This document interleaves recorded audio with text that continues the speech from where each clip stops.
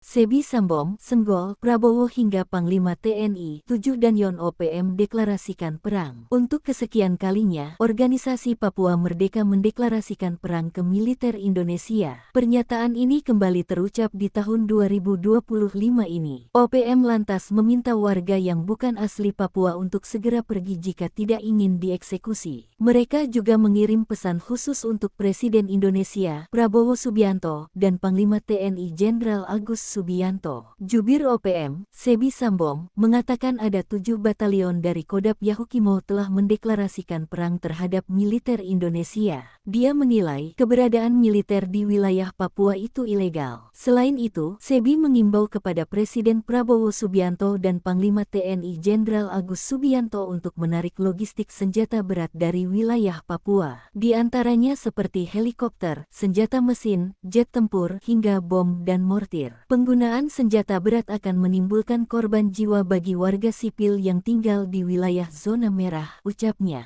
Panglima TPNPB OPM Kodam Yahukimo Elkius Lobak mengatakan kelompoknya bakal menyerang militer yang masih berkeliaran di wilayah perang. 9 wilayah di Papua yang disebut OPM bakal jadi wilayah perang adalah Kabupaten Yahukimo, Pegunungan Bintang, Nduga, Puncak Jaya, Intan Jaya, Maibrat Dogiyai, Paniai, dan Deyai. Dalam keterangan terpisah, Markas Besar Tentara Nasional Indonesia atau Mabes TNI memilih untuk tidak menghiraukan ancaman kelompok separatis tersebut. Kehadiran prajurit TNI di Papua pada dasarnya dibutuhkan untuk melindungi masyarakat dan warga negara Indonesia.